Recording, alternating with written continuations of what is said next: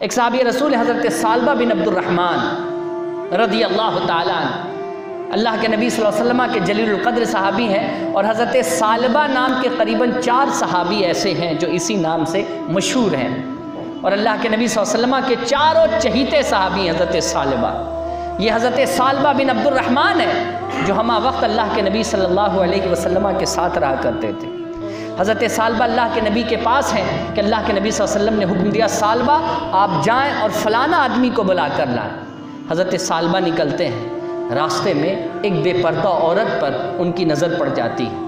آپ نے اپنی نگاہ نیچی کر لی، پھر اچانک دل میں خیال آیا بہت خوبصورت تھی، بہت اچھی تھی، آپ نے دوبارہ پھر اس کی طرف نظر ڈال دی۔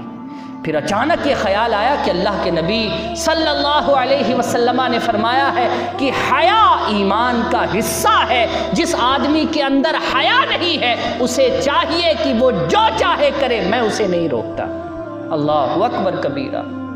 حضور اس قدر ناراض ہوئے بے حیائی کو لے کر، فرمایا جس انسان کے اندر حیا نہیں ہے وہ جو چاہے کرے، اس بات سے میں بے پرواہ ہوں۔ یعنی میں ایسے آدمی کو سمجھانا بھی نہیں چاہتا، میں ایسے آدمی کو ڈرانا بھی نہیں چاہتا، میں ایسے آدمی کو جنت اور جہنم کے بارے میں بتانا بھی نہیں چاہتا جو اپنے اندر حیا کو نہ لائے۔ حیا یہ وہ قیمتی شے ہے، آقا کریم نے فرمایا میرا فرمان انہی بندوں کے لیے ہے اللہ کے جن کے اندر حیا موجود ہے، شرم موجود ہے۔ حضرت ثعلبہ کے ذہن میں جب یہ بات آئی، آپ کے پیر کانپنے لگ گئے، رونے لگے۔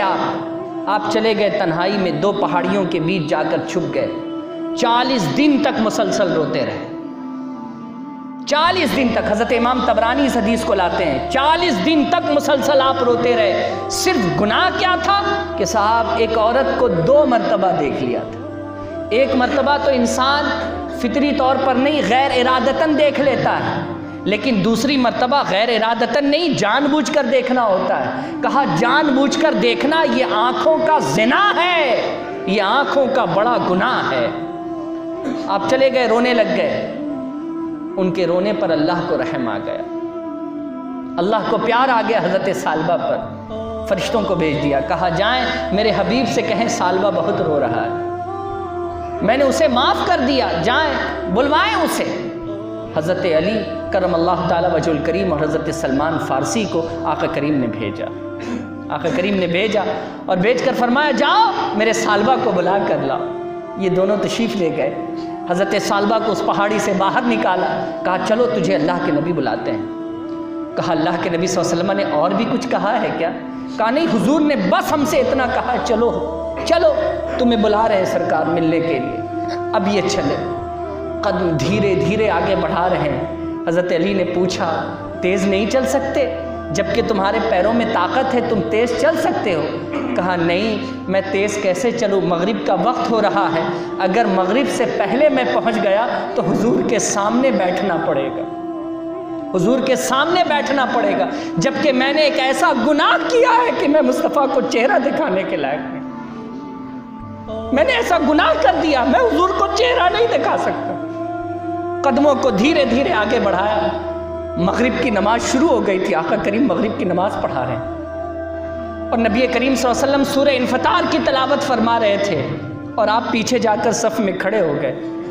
آقا کریم علیہ الصلوۃ والتسلیم نے تلاوت فرمایا یا ایھا الانسان ما غرک بربک الکریم، اے انسان تجھے کس بات نے دھوکے میں ڈال دیا جو تم اپنے کریم رب سے دور ہو گئے۔ یہ آیت مبارکہ کی حضور نے تلاوت فرمائی ہے، حضرت ثعلبہ غش کھا کر گر گئے، غش کھا کر گر گئے۔ صحابیوں نے اٹھایا، لے جا کر گھر پہنچا دیا، نماز ختم ہوئی، حضور نے فرمایا کیا ہوا تھا؟ لوگوں نے کہا یا رسول اللہ ثعلبہ غش کھا کر گر گئے۔ حضور ان کے گھر تشریف لے گئے، گھر تشریف لے گئے، ابھی تک غش سے فاقہ نہیں ہوا تھا، باہر نہیں آئے تھے، ابھی تک بھی ہوش تھے۔ آقا کریم نے اپنی گود میں حضرت ثعلبہ کے سر کو رکھا ہے، ہائے ہائے، حضرت ثعلبہ کے سر کو رکھا ہے، اور سر کے بالوں میں حضور نے انگلیاں ڈالنی شروع کی۔ جیسے ہی ڈالنا تھا، پتہ نہیں کون سی راحت ملی، حضرت ثعلبہ ہوش میں آ گئے، ہوش میں آ گئے۔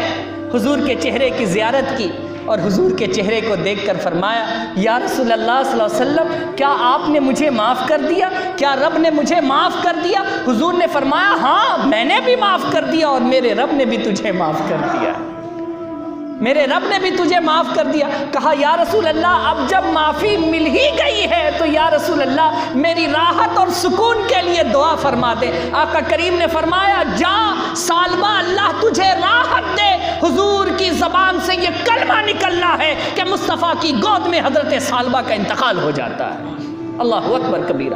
اب میں آپ سے پوچھنا چاہتا ہوں بزرگوں، جس صحابی کی موت حضور کے گود میں آئی ہو اس کے جیسا مقام کون پا سکتا ہے؟ صرف ایک بہت چھوٹا سا جرم جو ہمارے اور آپ کی نگاہ میں ہے، اس گناہ پر اس قدر روئے اور اللہ تبارک و تعالیٰ نے اس قدر انعام عطا فرمایا۔ میں آپ سے پوچھنا چاہتا ہوں کیا مردوں کے لیے پردہ نہیں ہے؟ اگر جس انسان کو لگتا ہے کہ مردوں کے لیے پردہ نہیں، اس حدیث کو یاد کر